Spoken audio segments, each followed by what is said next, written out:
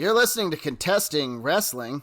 Hello, everybody. My name, as usual, is Doc Diamondfire, and we have, man, it's weird doing a main feed episode without Evan. We're gonna have to get used to doing this. We've more or less decided we're gonna start doing these whenever we have a guest or something interesting to do on the main feed, and then continue to put out the bulk of our work on Patreon, where people are very interested. And so that's cool for us, and this is going to be cool for you. So I'm going to throw this just directly to Professor Ben Abelson. Ben, how are you doing today? And please introduce our guest. Dr. Ben Abelson here, professor of philosophy at Mercy College.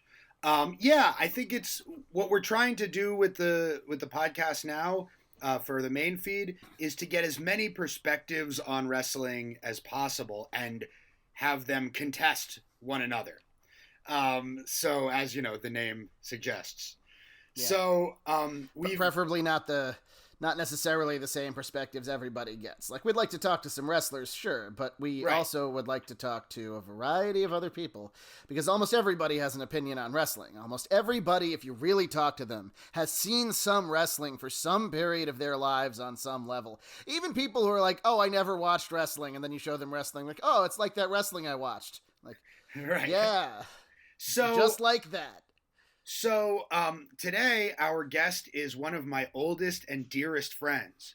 I've known Doc for almost 20 years now. I have known this individual, our guest today, for over 30 years, for the vast majority of my life. Mm-hmm. And for most of that time, on and off, we've watched wrestling together. But as will be revealed, this person, I would say, is not, properly speaking, a wrestling fan. So hopefully he will be able to provide us with a unique perspective here. So without further ado, my very, very dear friend, Will Fink. Welcome to the Contesting Wrestling Podcast. Thanks for being here, Will. Hey, Will. Hey guys. Thanks so much for having me on. It's funny doing this with you guys because I've known you both actually for so long. Yeah. And like I've known Will as long as I've known Ben almost, but we haven't chilled a whole lot. I would see him with Ben, but consistently for a long, long time. Will, damn. Yeah. I mean, at least since high school. So yeah, you guys were in high school. It's been, yeah, exactly. But yeah, no, I mean, so I guess my take on wrestling, and I have an interesting relationship with it because I started out watching wrestling when Ben started out watching wrestling, pretty much. I mean, I think you watched a little bit before me, right? Like you went to a garden card when you were like 3 years old and saw Andre the Giant. Yeah, so I said, and I think Coco Beware was on that show. Oh, yeah. And I mean, my memories of it are very vague because it was so long ago, obviously. So I've watched wrestling on and off my whole life, and I won't really watch it unless, these days at least, unless I'm with Ben. So Ben has always been some extent, at least in the modern era, let's say, my connection to the world of sports entertainment, as they like to say. So yeah, let me give the listeners a little bit of the history here. So Will and I met in first grade. And I just started to get into wrestling a lot in late 92. So I guess by then it was second grade. And I remember distinctly, like, you and I, Will, we read comic books together. We watched wrestling together. And then one winter, I think it was the winter of 92 to 93, you went away to India, as you usually do every winter. And when you came back, I very distinctly remember coming up to you and saying, Will, we're like not really doing the comic book thing so much anymore. Now it's all about wrestling. Yeah, concurrently, this almost the same thing happened to me. I was into comic books for very briefly as a little kid, and it was just completely replaced by wrestling in the same time frame, completely independently of Ben. Yeah. So, I mean, we haven't introduced the topic at hand, but I can very clearly remember watching with Ben actually, at at Ulrika's. I think it was at my watching this- grandma's house. I think it was at Oh, was it at your Isabel's. grandma's? Okay, maybe it was Yeah. if we're talking about the same thing, yeah, because it's one of my clearer memories of us watching pay-per-views together. Was And it WrestleMania was 9? Caesar's Palace? Yes. Yes. Caesar's WrestleMania 9. Yes, exactly. I So think that's one of my, I mean, I can remember just, I still can picture the events as it was taking place, sitting on the floor watching. I can still see the room, where the couch was, where the television was, where the dining table was. It's all very clear in my mind. So I didn't have cable at home, so I would go to my grandma's house nearby to watch Monday Night Raw every week, and then also to watch the pay-per-views. If I remember correctly, WrestleMania was on Easter that year, and everyone was having like Easter celebration while we were sitting there watching wrestling. It was like having Easter dinner. Could have easily been. I don't remember the details. Do you remember that, Doc? I think it. I don't know. I think it might have been the night before. Okay. So I guess, Doc, my question to you is, where were you for WrestleMania 9? WrestleMania 9, I did not see live. I didn't start seeing the pay-per-views live until WrestleMania 10, so I was awaiting it to be delivered to my local video rental place, which was probably, at the time, the Woolworths Express that was on 15th and 1st. Either that or Blockbuster Video on 3rd for much more. But one way or another, I saw it eventually. But I was watching at the time. I was watching Superstars and Challenge every week, but I wasn't yet seeing anything past that. Not even Raw either. I didn't start watching Raw until sometime within the next year, I think. Gotcha. Yeah, not before WrestleMania 9.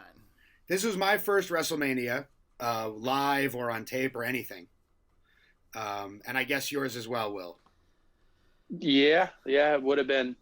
So, yeah, it would have been, definitely. So we were watching pretty religiously leading up to WrestleMania, all the Raws and Superstars and everything. The whole storyline with Yokozuna killing Hacksaw Jim Duggan, putting him out with a bunch of bonsai drops. I really thought he had killed Hacksaw Jim Duggan. It was great. Yeah, I believe that. I mean, so let's talk a little bit about Yokozuna. How do you feel about Yokozuna? He's, one of those people who stick out in your memory when you think back to wrestling. There's a whole bunch of superstars who do, but I mean, him, the Giant Gonzalez, these people were, they were freaks, like just freaks of nature. Yeah. And when you're a kid, it's kind of awe-inspiring, the same way Andre the Giant inspired people, but in obviously a different way. And at the time, and I later found out, obviously he wasn't Japanese and this and that, but you think he's a sumo wrestler. You think the highest title, Yokozuna, yeah. And there was something believable about him, right? Because he was 500 pounds. Like that you can't fake. He moved very well for it, especially early on.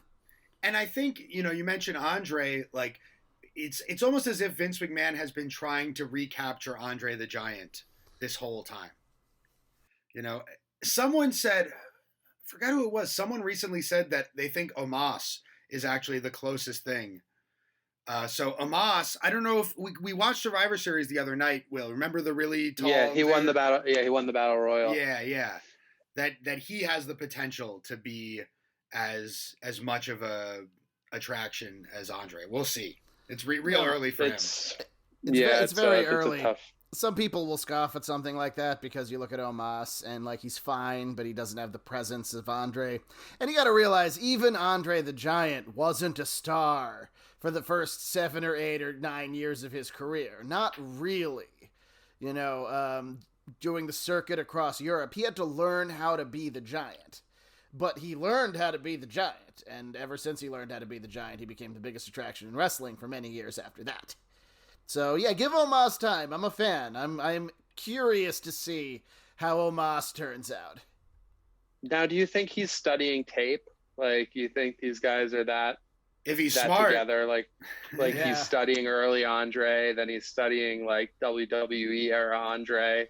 WWF era Andre, I just to bet you kind he of like is. see the change, see how he presents himself to the crowd, see how he plays the role. I bet you they tell him what to watch at the performance center. Yeah, Honestly, and hopefully he does it. It's really up to the guys how much they want to study. You can see, I think the reason why this came up because of the Battle Royal, or after the Battle Royal, is there was a pronounced change in Omos where for the first time he really kind of posed and like had this like mean look on his face that looked really intimidating, and like started to do a little bit more of the theatrical side of it.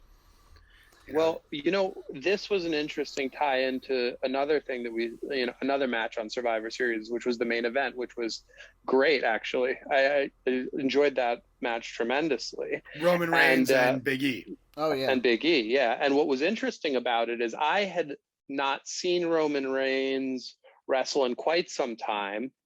And there was a marked change in his demeanor, and he became much more interesting in a short period of time. So I don't know what changed with him, whether he was going back and, looking at other wrestlers, or if he had just started to come into his own. But they'd been pushing him for so long, and he was never interesting. He never had any, there was just nothing there really ever. And all of a sudden that match, he was very compelling. So I don't know what it is, but it's definitely different. All of a sudden he's carrying the entire WWE on his shoulders creatively. No, it's cool that you noticed that. And like, I think we both felt watching Survivor Series that, and I really liked the Becky Lynch Charlotte Flair match, but that main event was the only match on the card that felt anything like these matches that we watched for the podcast for this episode. That really felt like the WWE main event style and had the kind of pacing and showmanship that you would expect from it. No, I agree 100%. And what was even more or equally interesting was that the pageantry and all the stuff that went into Caesar's Palace and the subsequent shows that followed that plot line, all of that, the wrestling itself was very basic, which was something that I didn't remember at the time until we went back and watched the matches. So that was another thing that really struck me when we went back to watch, and because as a kid, you don't really remember, but seeing it in contrast to modern wrestling, you see how much can be done with very little. Way fewer moves per minute. Yeah. Yeah, for sure. So that was another thing that struck me. The style has sped up significantly over the years. Fans demanded it until it got to be a bit overkill. And, wrestling as a style is learning to deal with that now. Yeah, it's now like art form, On AEW, for instance, it's the slowed down, simplified matches that people like CM Punk and Bryan Danielson are doing that are the really compelling ones, at least for me. So, and you mentioned the pageantry, and this WrestleMania 9, I think partially they felt because, the wrestling business had taken a bit of a dip in the last couple of years before that. They had Hogan, but not in that prominent of a role. They didn't really have the same kind of star power they had the previous WrestleManias. That I think they felt like they had to amp up the trappings and the trimmings of everything. And that's why they went with this unique presentation in Caesar's Palace. And Will and I made sure to rewatch the beginning of WrestleMania 9, where, the commentary team was the debuting Jim Ross with Macho Man Randy Savage and Bobby the Brain Heenan. And Macho Man comes out on this sedan with these supposedly Vestal virgins who are like obviously Vegas showgirls. And it is very unlikely that their virginity is intact for whatever that's worth. But Macho comes out on the sedan eating grapes and all this stuff. And then Heenan comes out riding backwards on a camel, in the most undignified way possible. Heenan was the best. He was always willing to do that, and he knew how to perform it. Yeah, fantastic stuff. Yeah, and I think, part of that, the togas, the Macho Man outfit that's made to be more, Greek or whatever you want to say. Not a toga though. No, not a toga. I mean, all of that kind of lent to the magic of that event, and I think maybe that's why that event sticks out so much in my mind compared to, some of the other events. And I'm not sure if it was just the way the time lined up because of my age and the fact that we were watching a lot of wrestling. Because, for example, the Intrepid event that involved Yoko and Lex Luger, that stuck out in my head a lot as a kid as well. So I'm not sure if it was just the locations being so unique or the pageantry around it or whatever it is. But at that time, they seemed to be using sort of their environments in a way that was very interesting. Yeah, I mean, I think they were kind of throwing things at the wall to see what might stick and what might attract interest. With the timeline also, and we'll get into this more a little bit later, all those events that you mentioned, WrestleMania 9 and the King of the Ring that we're going to talk about a bit, and then the Intrepid stuff, I'm pretty sure that all led up to you leaving New York City for East Hampton. Yeah, it would have been about that time. I mean, I moved in the end of third grade. Yeah, so that whatever. Was the summer of 93, yeah. Yeah, so that would have been the summer that I left and went to East Hampton. And at that point, I probably, my watching of wrestling would have decreased significantly because you weren't around. Exactly. That's how that works, huh? Pretty much. Boy, when you have wrestling people in your life, you have wrestling in your life. And when Doc and I met each other, like it was, it was like the mega powers of wrestling fandom. Yeah. And here we are now, right? I've mentioned this on the podcast before. We successfully managed to rearrange our entire friends group schedule around wrestling. We would meet every week to watch like Raw and SmackDown and the pay-per-views, and the whole rest of the time we'd just have wrestling on, Yeah. And now that, with fucking COVID and not seeing each other very often, the occasional time we all get together is pretty much exclusively for pay-per-views. When I happen to be at Ben's house for like an hour sometimes, it's like, we'll put on some wrestling, and we put on like objectively like the most boring wrestling that most fans don't ever want to see. And we're just both like, yeah, this is good. This is good shit. Oh yeah. Look at the wrist lock right there. I think I've been over and you've put on some old like 70s and 80s territories stuff. And, that's the good stuff right there. Yeah. Either that or like totally cutting edge indie stuff like Beyond. Yeah. Something like that. Yeah. I still have somewhat of a taste for that, but it's less and less. Definitely. As time goes on, I want to see a good headlock. Good headlock. Get it in there nice and snug. Yeah. All right. So the first match we're talking about from WrestleMania 9 is the WWF Championship match, where Bret Hart is defending against Yokozuna. And Bret was already becoming my favorite wrestler at this point. I pretty much started watching when he won the title. I started watching regularly Superstars after seeing that he won the title. So, we were watching this stellar run of his. That was leading to this match. And did you watch Royal Rumble with me? The one where Yokozuna won it, Will? I don't recall. I probably did. I mean, at that time, chances are yes, but I don't have a clear memory of it. So Yokozuna won the Royal Rumble. It was the first time they were doing the winner of the Royal Rumble gets the title match. And, Yoko had been running rampant, squashing everybody. But, and now the question was, he had this great, very strong champion in Bret and having this great run, but then this seemingly unstoppable monster. And there's a lot of intrigue about how that match was going to go. But before we get into it, let's talk a little bit about Bret. How do you feel about Bret, Will?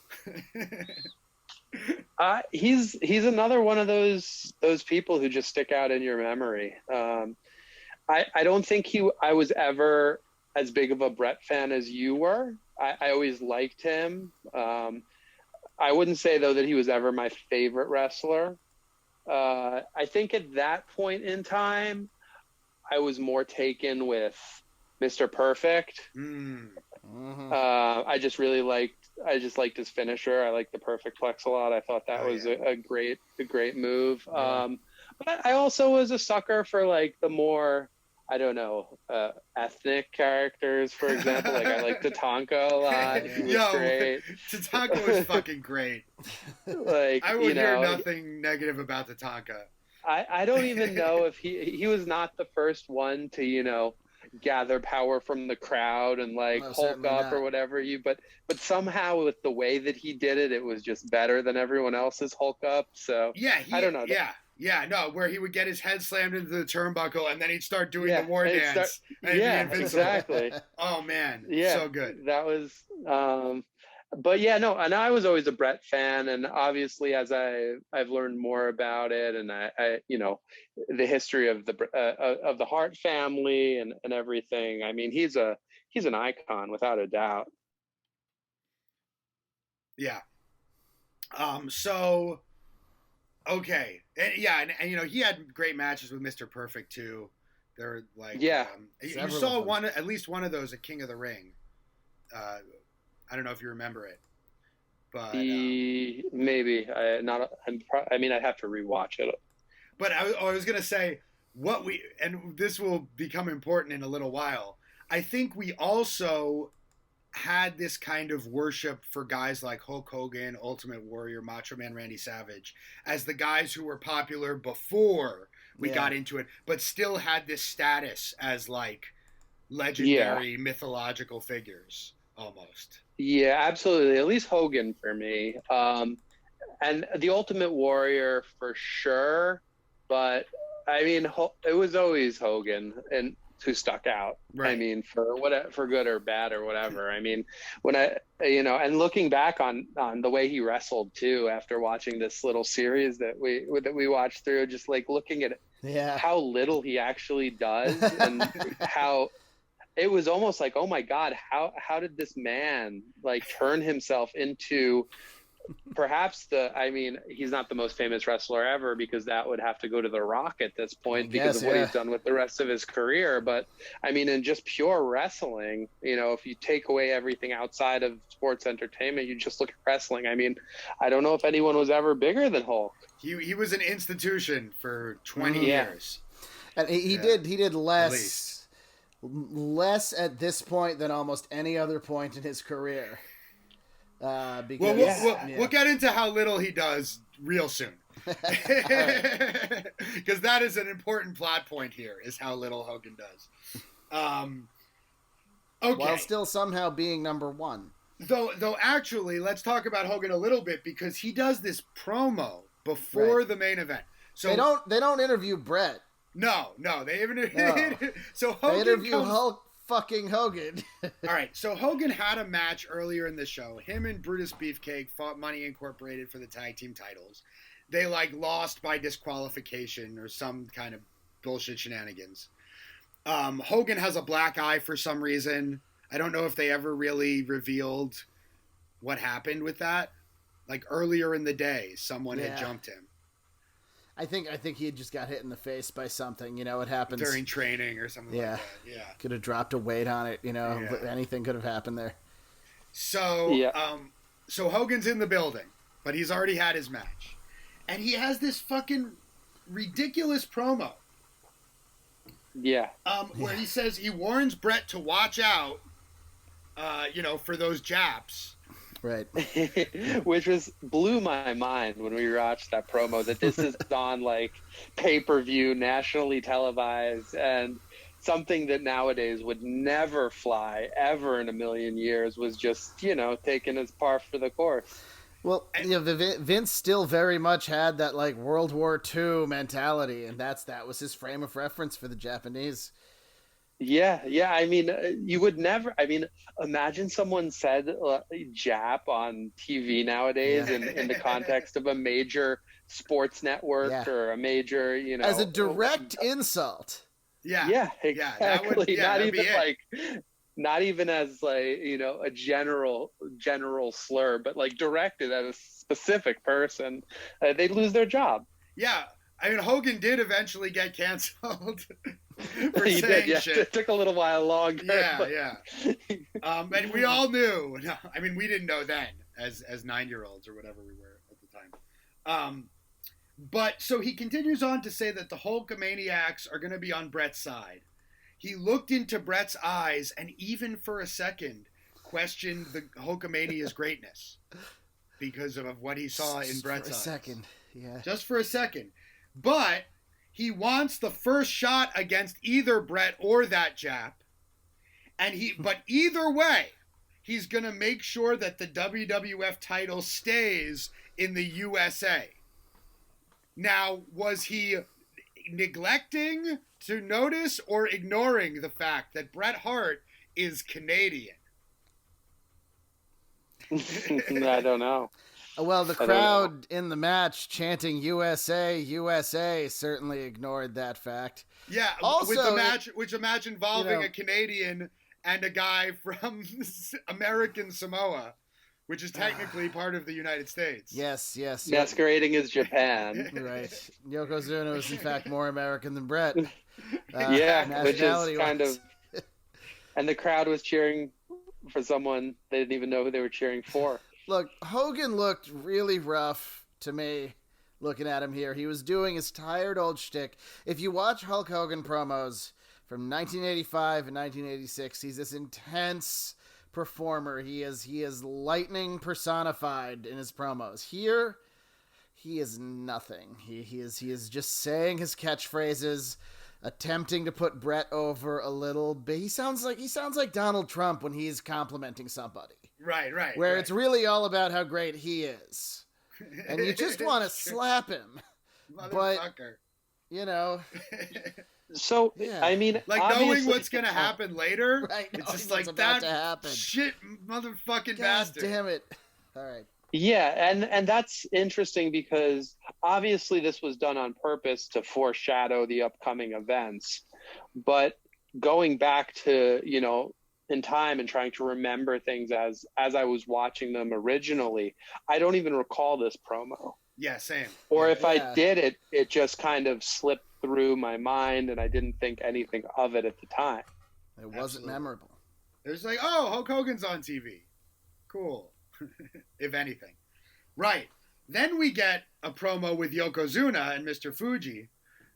They talk about how Lex Luger had knocked Bret Hart out earlier in the day at the WrestleMania press conference with his loaded forearm, which was another huge plot point going on when we were watching back then, Will. Yeah, he would take the arm pad off and then hit people with it, and I don't think he even had the pad yet. He was just knocking people out in every match, and there was speculation about what might be going on with that. Okay. Yeah, they hadn't explained it yet. And this was when he was the narcissist, right? Yeah. He wrestled Mr. Perfect. Yeah, he wrestles Perfect at this show, at WrestleMania 9. Yeah. We saw him wrestle Mr. Perfect at a house show a while later. I do remember that. I want to actually do a premium episode where we watch that because there's a fan cam on YouTube of that whole show. Oh, okay. The one that that your was dad a great took show. us to. Yeah. And that was Bam Bam Bigelow and Tatanka and that show, the same card. Brett and Bob Backlund, Shawn Michaels and Razor Ramon. Thanks for that, Carl. He got us like 6th row so we could run up to the front and touch the wrestlers. Nice. I got a handful of Bam Bam's ass. I bet it was soaking wet.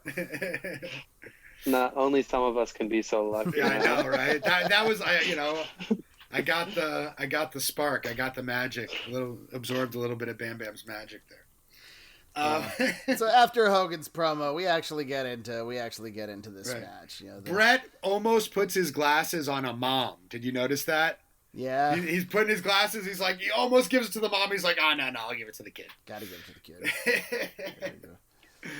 kid. He might have given it to the mom later.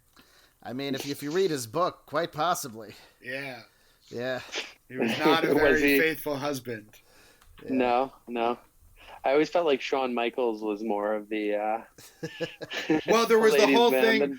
Well, there was the whole thing where married. Shawn Michaels accused Bret Hart of fucking Sonny, but the reality was that Shawn Michaels was fucking Sonny. Shawn Michaels was in fact fucking Sonny. Sonny goes on and on about it in her book, which I have not read, but I've read that part. Yes. Yokozuna and the ass that could crush 100 Kiwis. Yeah. Yes. Challenging. So once he's... Or one Canadian. Well, Yoko looked incredible here. This is, peak physical Yokozuna. He could move, he could bend, he could balance in any given direction. He had won the Royal Rumble. He had only been in the WWF like 6 months, something like that. And nobody questioned it. It's like, well, how are you gonna beat him? No, okay, well, give him a title shot. Maybe Bret can beat him. And Bret had a plan. Yeah. So once the match, I guess, actually gets underway, it's pretty interesting, at least because I hadn't watched Yoko wrestle in quite some time, and it seemed to sort of follow this, I don't know, relatively basic progression of how the match would unfold and how the spots would happen. And it always seemed like every time there was going to be a turnaround in the match, it would be Yoko charging at someone, in the corner on the turnbuckle. The spinning avalanche. Yeah. Yep. And then them moving out of the way and him hitting the turnbuckle, and then that was the time to flip the heat or whatever. That definitely happened in every match. They did a couple different permutations on whether that would actually lead directly into the comeback or not. In this match, it does. Definitely. Yeah. Yes. Now, I really like the very beginning of this match, which is probably the most interesting wrestling in any of the matches that we watched for this. Where, Bret attacks Yoko right away. He can't do much with him, right? He can't even give him a go-behind. He can't hold on to Yoko's just him. shrugging him off. But he does get him by doing something that I had never seen before or since. Trapping one leg in the ropes and using that to trip Yoko. Yeah. And then once he's down, he catapults himself over the top on him and then hits him with the big elbow off the second and is able to get, some offense in here at the beginning.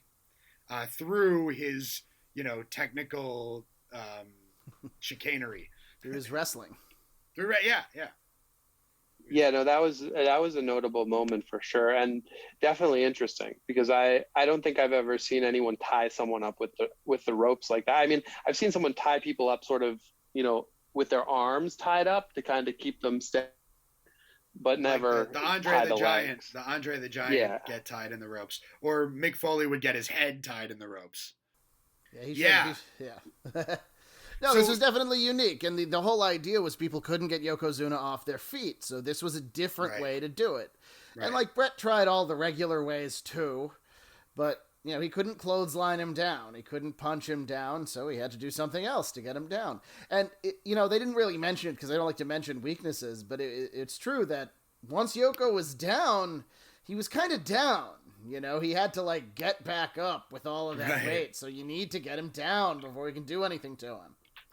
Yeah. And then there was the whole mystery going into it of whether Bret could get the sharpshooter on Yoko. And he does. I know one trainer who made a big deal about that as a selling point for the match. As well, Doc. It was a good point of intrigue, and like Will just said, he did not put it on Yoko the regular crisscross way.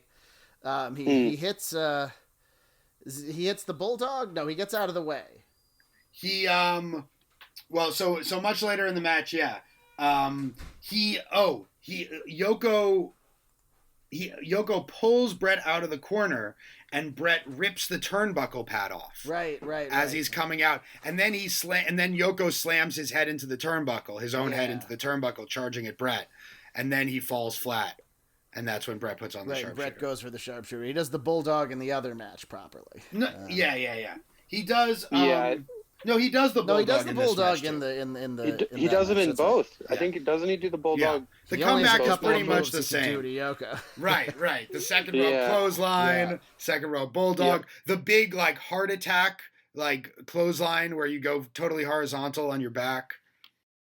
In any case, he ties Yoko up in the sharpshooter. The crowd is losing their minds. They can't believe it.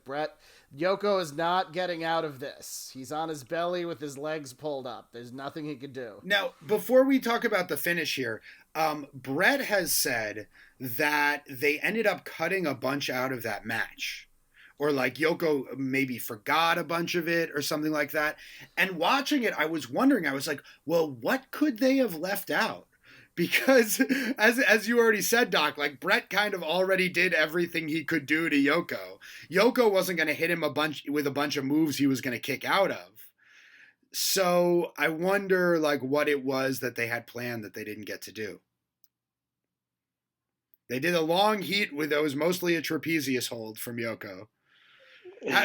What do you think of the trapezius hold, Will? I don't know. That one, as I've got, looking back, maybe as a kid, it paralyzes you kind of. Yeah, well, I don't know. You find that one harder to swallow rewatching that match as an adult, as an effective means of subduing an individual. Just pinching their shoulder. Yeah. I don't know. Yeah, no, it looks kind of like a nice massage. Yeah. Yeah. Get up in there. It seems. I don't. Is that still something that people use in modern wrestling? As like occasionally, really big people will. Yeah, very rarely. Okay. It's almost. Sometimes it's used ironically. Right. Yeah, seems to be the only real use case of it because I guess also as you get older and that it's the outcome is scripted, like the idea is that this would be a believable way to subdue an opponent. It just becomes very far-fetched. All 4 of their limbs are free. Right. Exactly. But that's 500 pounds down on top of you. Like you can't swivel to move your limbs. I don't know. I'm trying here. All right, so Bret's got the sharpshooter on Yoko. Mr. Fuji throws the dreaded salt in Bret Hart's eyes. They set it up well so the ref doesn't see it. Yeah. Yokozuna doesn't do anything else to Bret, but he makes the cover, hooks the leg nice and deep, and gets the pin. Yeah, I find was a little bit like... That's an important note because that's what keeps a guy like Yokozuna himself more heel, not just Mr. Fuji. Yoko didn't beat Bret with his finish. He didn't do the bonsai drop. He beat him with the salt in the eyes. Though really having salt in his eyes kept Bret from kicking out? Apparently. Well, Yoko you don't got need a to good... see to kick out. Yoko got a good deep hook the leg cover like he never does to anybody ever. That's true. Right, and that much weight. Realistically, you could even make the argument 500 pounds on your chest. Like, good luck kicking out of that with a good leg hook and, good side control or whatever. That's going to be hard to move your shoulders. Yo, would you want to do jiu-jitsu with the 500-pound guy, Will? They're probably pretty slow, so it'd probably be okay. But if they fall on you at all, you're done. Yeah, that's not where you want to be. You definitely don't want to be. You can't just guard. put them in your guard. Yeah. No, definitely not the first thing you'd want to do. That's for sure. Yeah. But no, I could see that's totally reasonable.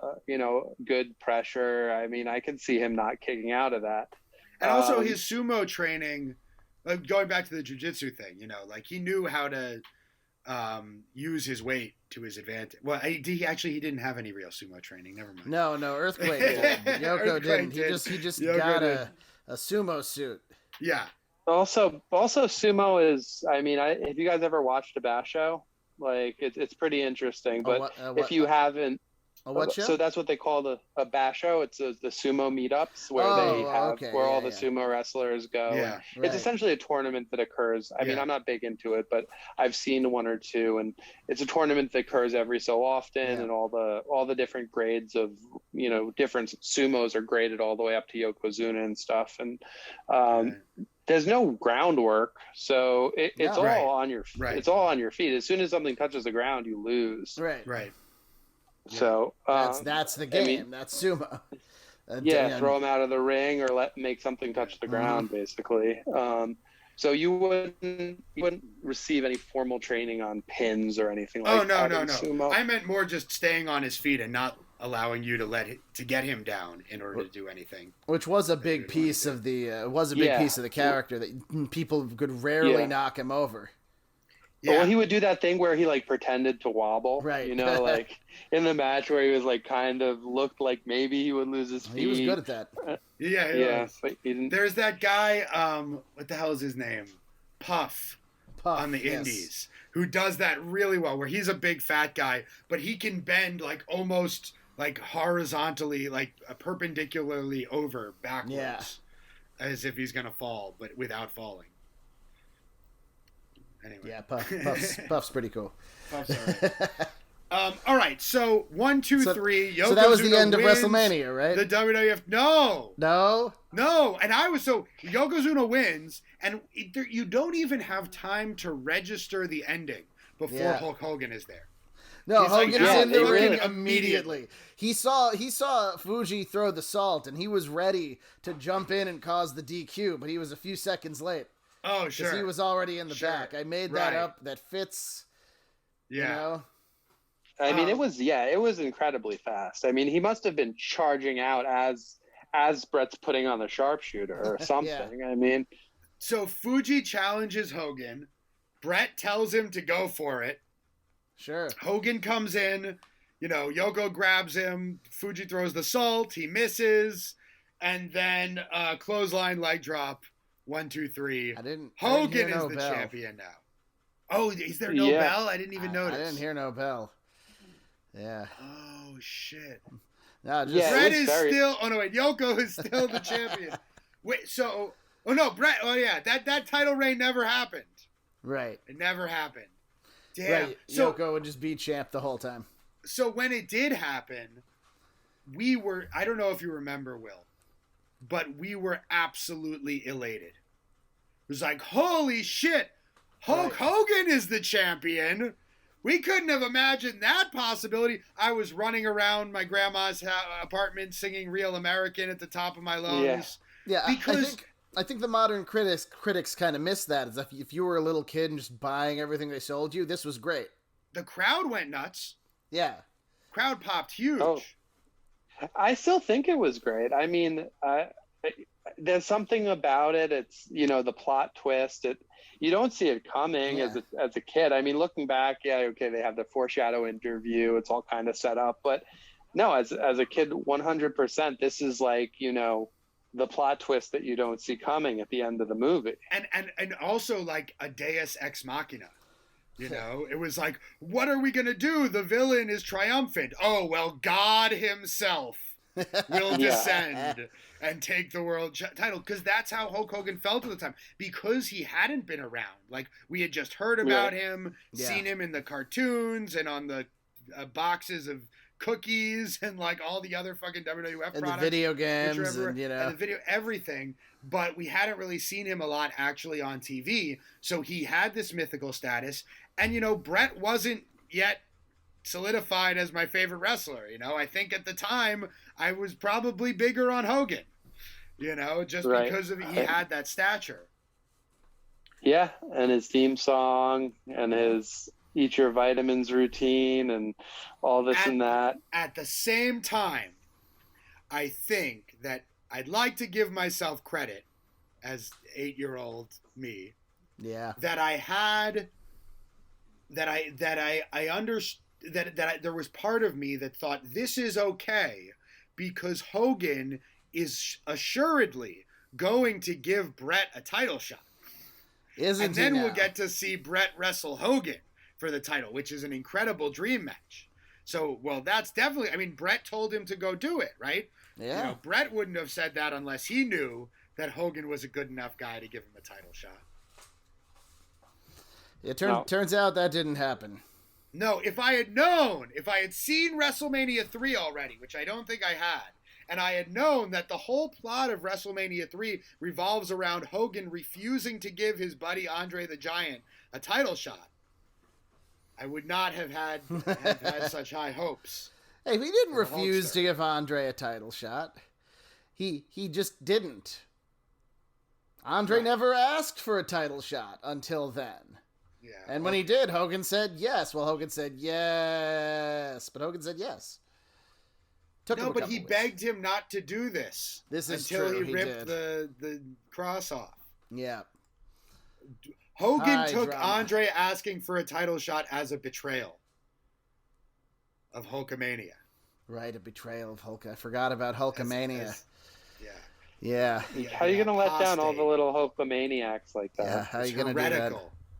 Blasphemous to challenge the supremacy, the hegemony of Hulkamania. As opposed to Bret's whole shtick, which was he was defending the title against everybody.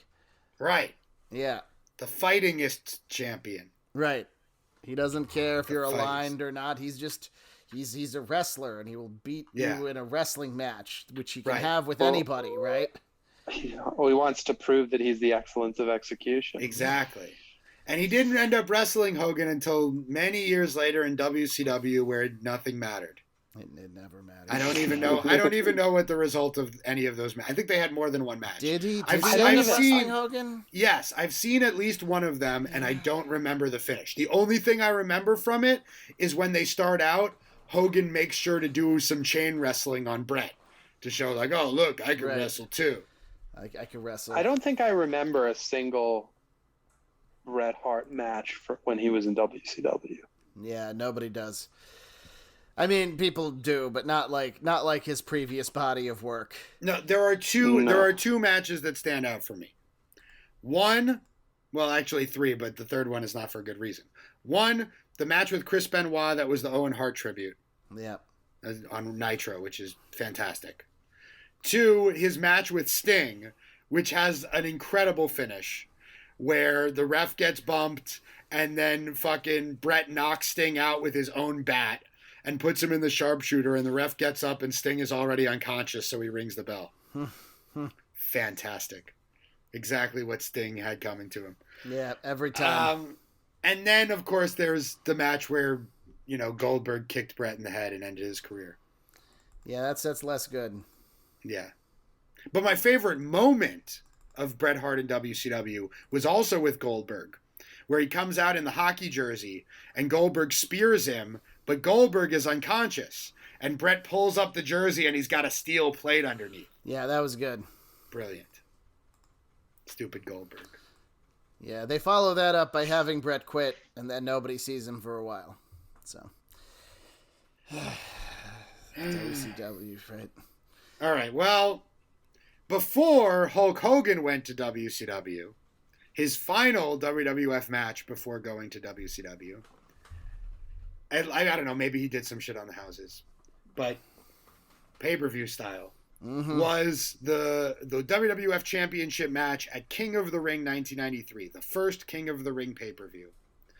And Hogan comes in to defend the title in the rematch against Yokozuna. Yeah. Now, by this time, Yokozuna they announce him as 568 pounds. Yeah. Still looking pretty good. Still moving pretty well at this point. Oh, definitely. I also, and we watched the matches back to back, and I don't see a marked difference in his physical appearance in between, from one match to the other. Until WrestleMania 10. Significant. I thought he looked significantly different by the next WrestleMania. And that was much later, too. Yeah. But, yeah, this is only a couple months later. Hogan cuts a promo before this match where he's also racist and references Pearl Harbor. He's like, we're in Dayton, Ohio. There's no water around us, so there ain't going to be any sneak attack. Right. Ha ha ha. Well, that was a bit of foreshadowing as well. But what you going to do when America and the largest guns in the world destroy you? And that's a reference to both our army and his biceps, I suppose. Yeah. Yes. Yeah. Both of those. So now this time on WrestleMania they did not announce a hometown for Yokozuna. They just said 505 pounds WWF champion. This time they do announce him as from the Polynesian Islands. So when Yoko comes out, he's got a whole bunch of photographers with him. And they're like, oh yeah, photographers have been following Yokozuna for weeks or something leading up to this. Yeah, they make sure to point that out. Yeah. There's one photographer they only show for 1 second who has a obviously fake beard and hairdo. Like one weird. It would be like if you were trying to look suspicious, you would dress like yes. That's great. Thankfully, they didn't put the camera on him much. But yeah, like if they had just shown a shot of all the photographers, he would have stuck out like a sore thumb. Oh yeah, no, all right. So at this point, Yoko is 550 pounds. He's 568 at WrestleMania 10. Yeah. So so they have a full match this time. And it's your very typical Hogan match and your very typical Yokozuna match. So are there two people with very limited skill sets in terms of what they do in the ring? So in a way, it's like a perfect storm of inactivity. Yeah. Inactivity, yeah. But man, they had the crowd on their feet, They were working it, man. Yo, that bear hug, they work the bear hug. Hogan is reaching for Earl Hebner. Oh man, yeah, he the facial was. expressions. Hogan, like, once again, Hogan has lost so much of his intensity at this point. He's just going through the motions. He'd rather be, at this point, there was a real shot that he was going to be a big movie star, and it didn't really happen.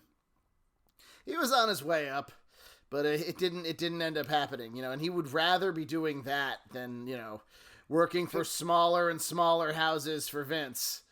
The most visually interesting part of this match is Mr. Fuji's super trippy robe.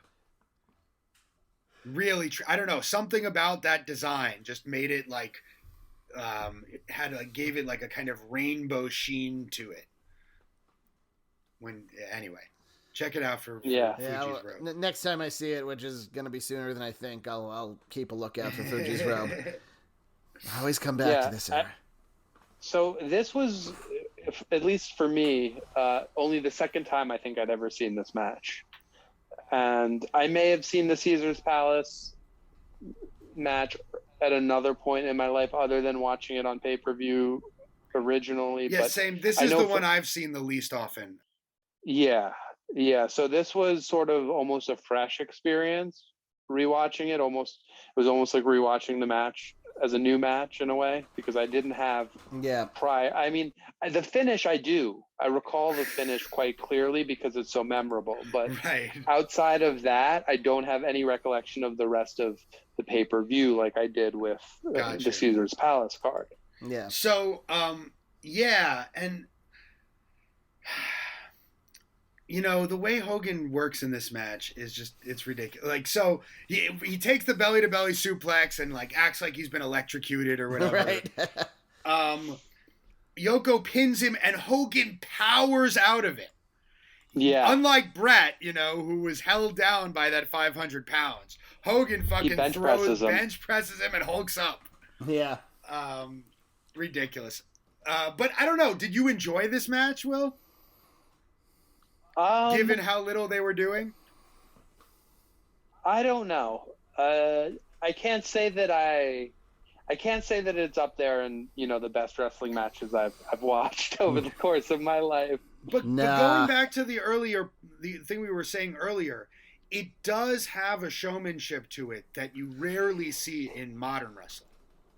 Yeah, I mean, the fact that they could make it even slightly compelling with the amount of activity that takes place is amazing. I will give it that. I mean, it was so slow. I mean, what the bear hug sticks out, but I mean the turnbuckle, the charge to the corner turnbuckle again, the classic Yoko trying to stumbling, like, is he going to go down? Isn't he going to go down thing? Yeah, I mean, Hogan gives him two big boots, and he does the stumbling, and the third one finally gets the third one takes him off his feet, right? So I mean, between the two of them, I mean, it's just, they're so limited. Yeah. You put two extremely limited wrestlers in the ring together, but they managed to pull something out, and they do make it somewhat compelling without much activity, which is a skill in itself. You know what I thought was great in this match was the guy on hard cam in front row dressed like Hulk Hogan, complete with mustache. Yeah. He was so happy to see Hulk Hogan, and he had like the flag and everything. And I think that really helped these matches, is Hogan wrestled so rarely at this point. Yeah. That a lot of people bought a ticket because they got to see Hulk Hogan for possibly the first or only time ever. So they were going to be excited by whatever he does, by whatever he did. And, as I've never seen Hulk Hogan wrestle live, but I saw him appear once years later at that Raw SmackDown Super Show or whatever at the Garden, where he beat up Muhammad Hassan. Yeah. And the electricity is palpable. I mean, he comes out and there is a wave that washes over the crowd. I mean, not anymore. But not anymore. At that point, there was something very special to being in the presence of the Hulkster. Of greatness. Yeah. He just So now they flirt. They do flirt with the idea of him slamming Yoko in this match. Yeah. They do, but he fails to. It's interesting that he fails to. First, he can't get him up. He gets him up, and then Yoko falls on him. And elsewhere on this card, they mention it. They point it out that no one has slammed Yokozuna, and that Hogan was unable to. So I wonder if they were already thinking about this storyline. Because it was not too long after. It's like a month later that Lex Luger slammed him. It's the natural progression, right? Like, you can't get him off his feet. Oh, he's on. You can't knock him down. Well, okay. The natural progression is, you can't pick him up and slam him down. Right. That's just straight out of the Andre the Giant playbook right there, right? That's like the most classic. Yeah. And what was the most iconic moment in WWF history at the time? Hogan slamming Andre the Giant at WrestleMania 3. Right. Exactly. Now, the whole thing turns around when Hogan hits the leg drop and gets the cover immediately. There's no delay. And the ref counts to 2, and Yoko kicks out. He kicked out of the leg drop. That was huge. Right out. That's the most that Hogan put over in the Yoko. Front row was shocked. Yeah. So has anyone, you'd have more context on this than me, but the Hogan leg drop, has there been anyone to kick out of that prior to that moment?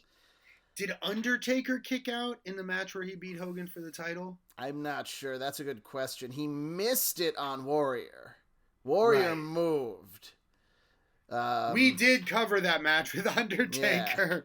Yeah. So I wonder if I have it in my notes. Yeah.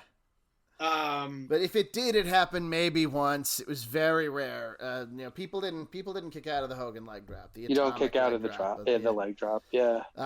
But I found it equally as interesting that they do the finish like very shortly after this, and Hogan runs wild, and the ref is out, and the photographer comes up onto the apron with Yoko down.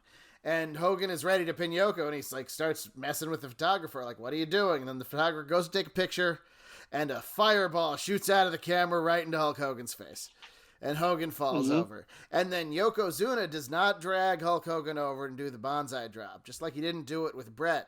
But he doesn't just cover him either. Yoko hits his own leg drop and pins Hulk Hogan with his leg drop. Yeah.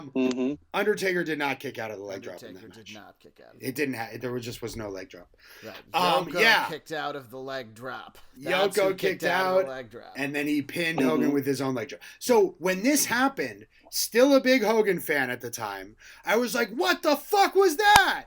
Yeah. Exploding camera fireball in his face. Like that? No, that can't stand. No, Jack Tunney's going to have to do something Jack Tunney's going to have to do something about this. And they get an interview with Jack Tunney backstage congratulating Yokozuna and Mr. Fuji on a job well done. It's like, did you not see what the fuck happened? These fucking politicians. It turns out the cameraman was Harvey Whippleman. Yeah. Like, it wasn't Harvey Whippleman. It wasn't revealed. Yeah. Just he's the guy who played the cameraman. Yeah. They never revealed it. There was no investigation. No. There was no mention of it after this. It was totally swept under the rug. Yeah, damn politicians. Something that happened and no one noticed. Especially since in the main event of this King of the Ring, the main event gets restarted for way less reason. Well, they were watching at that point. Another referee was watching. So yes. no the ref doesn't see it. I mean, the ref obviously doesn't right. see it. And then, I guess the president just gets the results of the match with, no video replay or anything. This is before acting President Gorilla Monsoon declared that the referee's decision is final. This is true as well, but in this case, the referee's decision was final. I don't know, man. Jack Tunney was busy watching last year's WrestleMania in the back. That's what I'm thinking. The better explanation is they already knew Hogan was on his way out, and they had to get the belt off of him. It was the Dayton screw job. The Dayton screw job, you say. The ref and is it was I don't know, his face just spontaneously combusted. Yeah.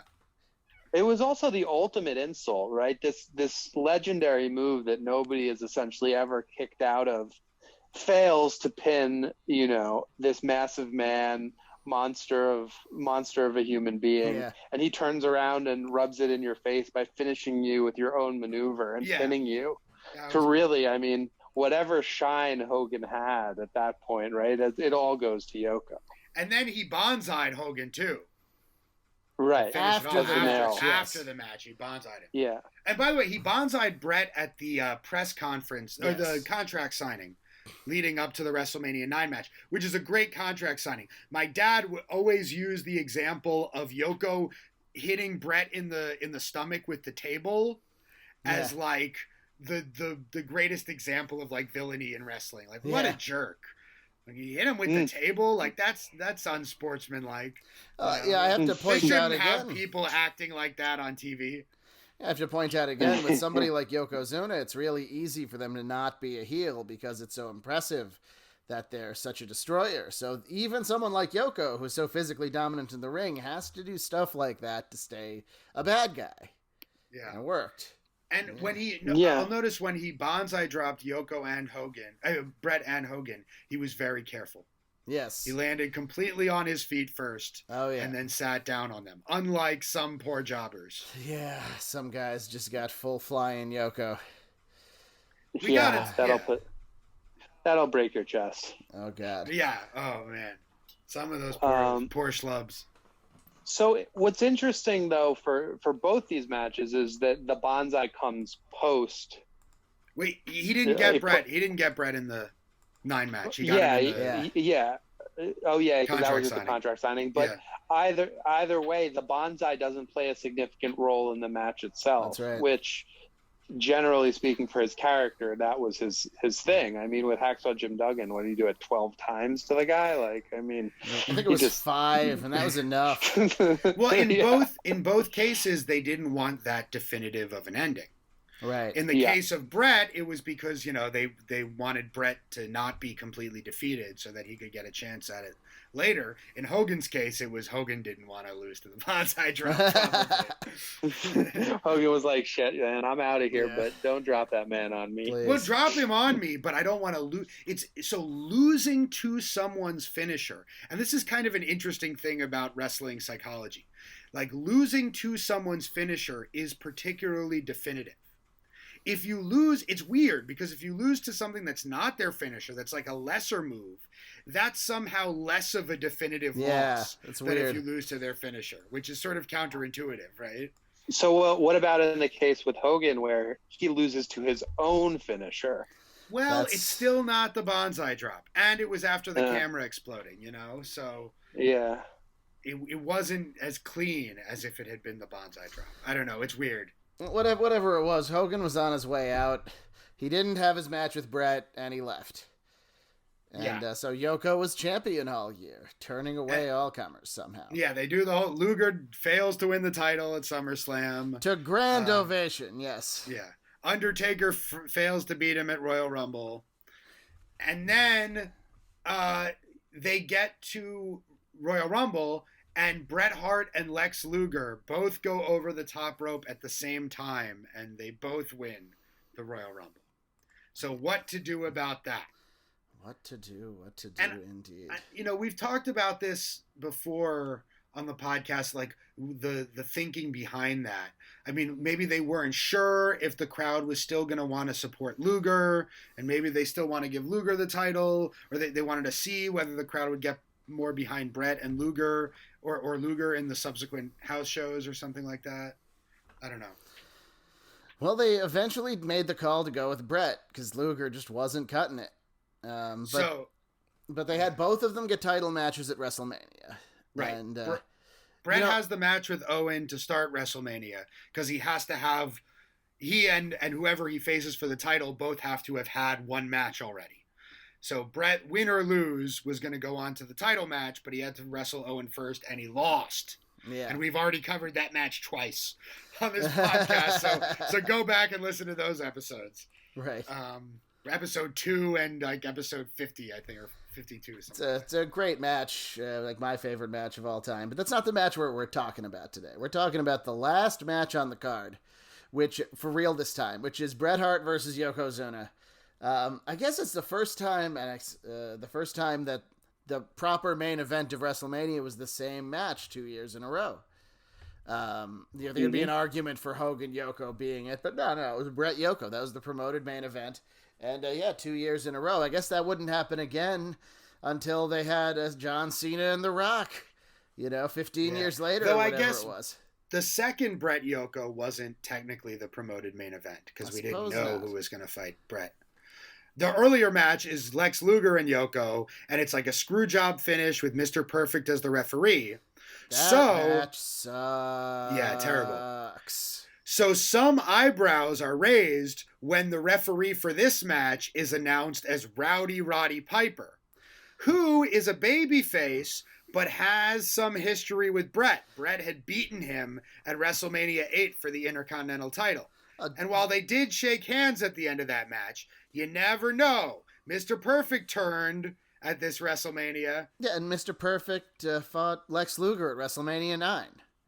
So both refs had the same thing going. I don't think they explained that too well. That was a thing for you to notice.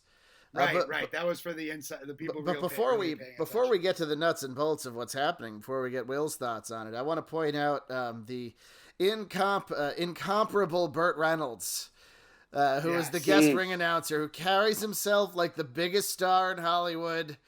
And he acts like he's the biggest star in Hollywood at an event worthy of the biggest star in Hollywood. Yes. And they gassed him up too. Yeah, they gassed him up like he was the biggest star in Hollywood. Yeah, they gave him a brand new toupee courtesy of Cy Serling, who was there. Yes, Cy Sperling, the president of the Hair Club for Men. He gets in the ring, the crowd cheers, and he says, "I'm happier to be here than you are." And they cheer louder. I think he's got a broken hand. Okay. Yeah. God knows how he got that. Probably messing with the boys backstage or something. They say he fought off some muggers. I don't think he fought off any muggers. Jenny Garth from 90210 is also there as there to ring the bell. Timekeeper. They come down the aisle. Is that Kelly or? Yeah, Kelly. Yeah. They come down the aisle. She's in the middle.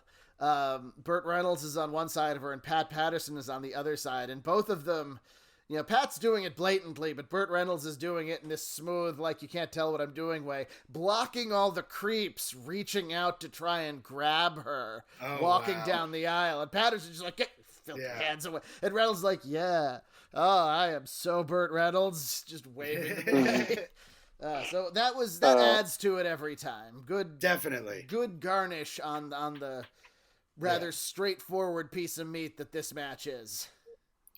Well, what's interesting is that celebrity cachet that comes along with any sort of massive sporting event, or especially combat sports. Yeah. I mean, you think of the heavyweight boxing championship of the world, like everybody's front and center, right? Or like any massive sporting event. Yeah. So the WWE, the WWE, WWF, they play on this the same. They're smart enough to play on this concept, right? That was and it's a big part of the first WrestleMania, and a lot of the old school wrestling promoters didn't like it. Yeah. That they were bringing in all these other entertainers. Wrestlers aren't entertainers. They're athletes, Right. We got to show that it's real. You don't want to have them, bumping elbows with actors. Mr. T, an actor in the main event of WrestleMania? Like, that's no good. And that's exposing the business. Meanwhile, yeah, Vince exposing is it to a lot more fans. Yeah, meanwhile, Vince is like, yeah, it's predetermined, and then points to the giant crowd of people, and they know it. Right. So what's the problem? Yeah. Well, that was sort of what put them. I mean, even in their unique style was sort of built on that, right? Yeah, the backstage interview, the whole shit. All this outside of the ring material, that was very much what set them apart. Mm-hmm. And as you pointed out, with WrestleMania 9, they were going back to that to try and drum up new business. Yeah. They always thought about that. They thought about Yeah. the presentation. They thought about the production in ways that nobody else did. And nobody else really did after that as well. And like AEW is the first one that's kind of getting it. Yeah, like WCW eventually got you had to ramp up production, but they didn't do it that well. TNA got that you had to put your whole budget into production, but they didn't have the budget to compete. And they also didn't do it well when they did. Well, they hired David Sahadi to do their video packages, and those were great. Yeah, those are good. Yeah. But yeah. So this match, Piper's there in his No Fear t-shirt. They pretty much have the same match they had at WrestleMania 9, but less interesting. Yeah, well, they're both selling that they're tired, Right. And Yoko seems very tired. Yeah. He's at 568 pounds. He looks a lot flabbier. He's about to take a few months off. Yeah. So, yeah, I don't know. And, a lot of the work for the match is done by Fuji and Cornette. Right. Mr. Fuji and Jim Cornette, who are in Yokozuna's corner. His and managers. and Roddy Piper having to control them. Unlike Mr. Perfect, who, sort of used them as an excuse for his bad refereeing. Piper just, won't take their shit and punches them both, taking them out of the equation. So, Will, what did you think of this piece of business here? So the match is sort of whatever, there was nothing that really sticks out in my mind about this match in terms of the wrestling itself. It was very much similar, I guess, like Ben said, to the first match, and used a lot of the same type of spots in terms of, the corner comeback or whatever and all that kind of stuff. I don't know. Of the three matches, this one is, I think, the least interesting. Yeah. Of the three that we, watched for this particular plot line. I'd agree with that. The finish is interesting, with Yoko just slipping off the second rope. Yeah. He's going for the bonsai and he just loses his balance, and then Bret just pins him. Well, yeah, but even that, it's just I don't know.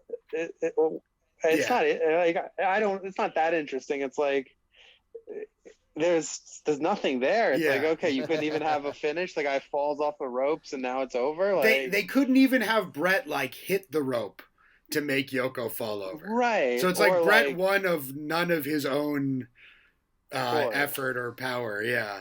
I think part of that it stems from Bret should have won the previous year. He had Yoko tied up and beat. We know he could beat Yoko. So yeah, he doesn't. I wonder why they didn't have again. him beat him with the sharpshooter. Yeah, why not have him finish him with the sharpshooter? They already showed everybody that he could, so they don't need to do it again because Yoko is already suffering a major blow by losing the title. So now we need to start protecting Yoko for the first time differently. Yeah. And Bret was fine without it. When Bret won, I don't remember a lot of people complaining about it. It did strike me as weird. when I first watched it, that Bret lost earlier in the night and then seemingly won by a fluke. Like his ascendancy as being like the guy and getting the title back was not very definitive. But they played it up as very definitive. Him being, all Luger coming out and shaking his hand, and all the baby faces coming out and holding him up on their shoulders. Yeah, that's what struck me more than anything about the match, actually, was this push that they give him with all the other superstars at the end of the match. I don't know if I've seen that much pomp and circumstance on any other occasion at the end of a match. I mean, it was like the victory parade for Bret or something. Well, the first time he won the title, it was at a house show that they later put out on Coliseum Home Video in Canada. And like a lot of WWF first reigns, kind of starting with this one, are more like auditions, And Bret passed his audition. And this was really his coronation as the number one guy in the company until somebody could dethrone him. And whether or not he had the title, Right. And the story where Owen beat him on his best day was great, and they managed Owen to coming out and not joining the celebration. Randy Savage opening the ropes like, look, man, your brother won the title.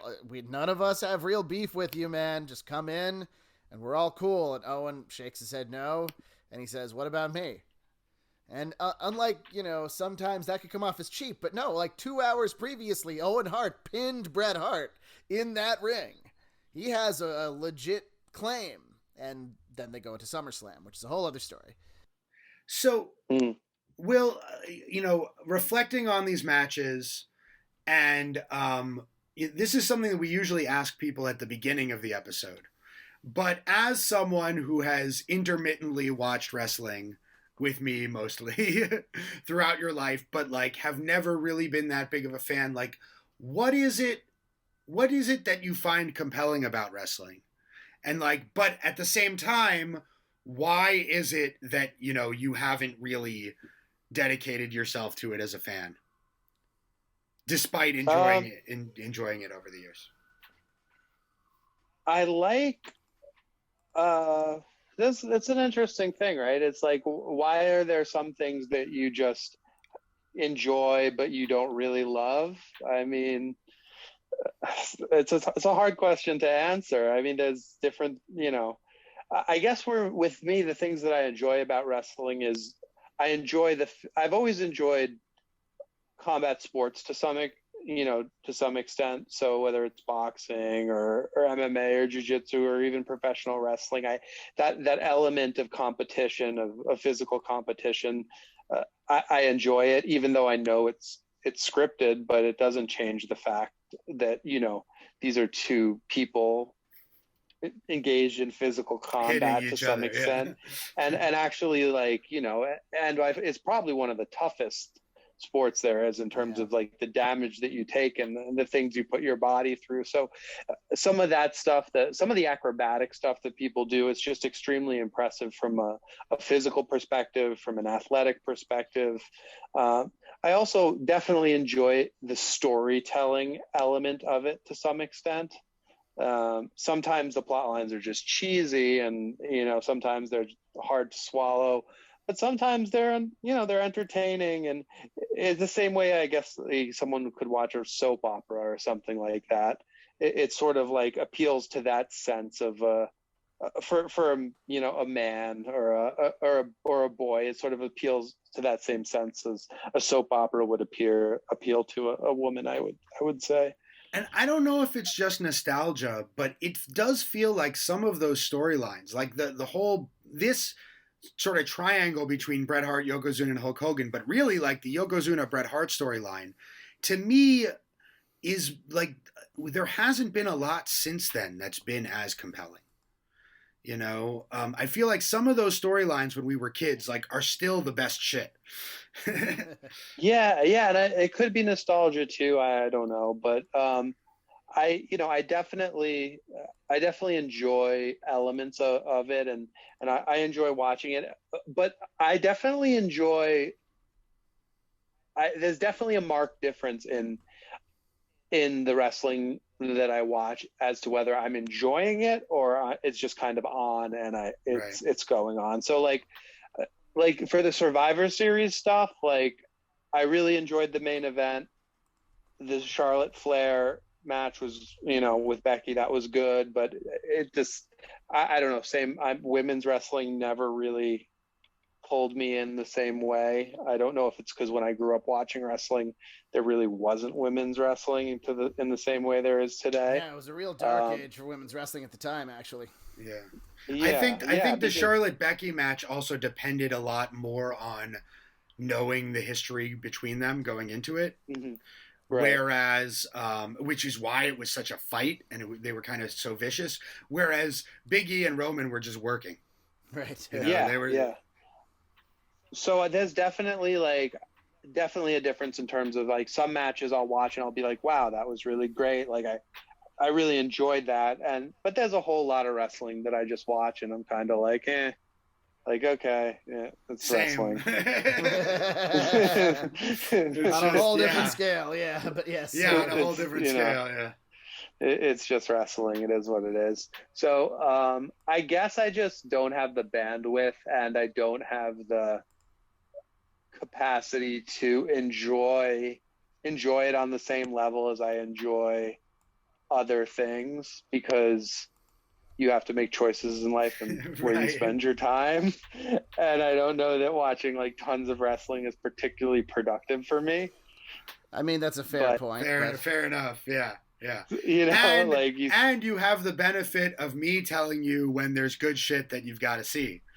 Exactly. I think you came to at least one Ring of Honor show with us, right? I did. And it's funny because I meet people who are much bigger wrestling fans than me, but because of the amount of time that I've spent over the course of my life watching wrestling in small amounts, as well as the experiences I've had because of you going to like Evolve shows or Ring of Honor, or even like Kaiju Big Battle, or like, all sorts of like random indie things. Like I know, and I'm almost more well versed in wrestling than people who are much bigger wrestling fans than me, which is kind of a weird thing. Yeah. But you didn't have to do the work. You also slogging through all the shit. You understand how to enjoy wrestling, which is important. Right. A marked difference between you and like other people I know who haven't watched any wrestling or barely any wrestling in their life is like, if we sit down and put on wrestling, whether you're into it or not, you can watch it. You can just watch and be like, oh, there's wrestling happen. Like, I know what this is. Whereas a lot of people, I find, have trouble like keeping their attention on it for more than a few seconds. Yeah. And for that reason, they never like quite really get what's going on. Because it's like, well, nothing. What's happening? I'm not seeing sort of what I expect to see from something on TV. Right. So I'm going to turn away now. And it's like, oh, you just missed the cool thing that was about to happen. Right. Yeah, they don't understand the match structure really. And then, I mean, I guess after you've watched it long enough, and you've also given me more insight into it, but the idea of like, okay, this is how the match builds, and someone's going to be in control, and the other guy's going to be in control, and it all builds to this final finish type thing. It's if you don't understand what to expect, it just looks like two people kind of just like laying there a lot of the time, fighting, like fake fighting. They're literally not doing anything. It's like this guy's controlling his entire body by his trapezius, and you're like, what's going on? This doesn't make any sense. Yeah, that's beautiful. All right. Well, on that note, I think unless you have any other last thoughts to share with our listeners, Will. Me? No, I don't. No, I'm good though.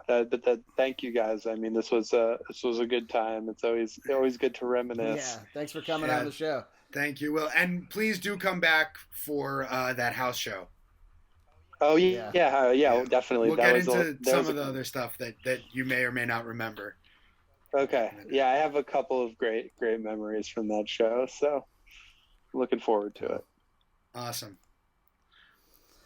All right, well, if that is all, we are contesting wrestling. We do We do have a Patreon. If you go to patreon.com/contestingwrestling, we put out at this point, we put out like 2 more episodes a month on the Patreon. The manpower we have available. $5 a month gets you the almost 100 premium episodes we currently have in our catalog. We actually by now have quite a beefy catalog, and I'm proud of the fact that we have quite a beefy catalog. It's a lot of it's very good. A couple of it's all very good. It's a mediocre Bret promo. Some of it is amazing. Some of it is really, really amazing. Yes, we have a good time making all of it. So please consider jumping on that. And other than all that, for Will and for Professor Ben Abelson, my name is Doc Diamondfire. Thank you very much for listening. This has been Contesting Wrestling. We love you. Peace.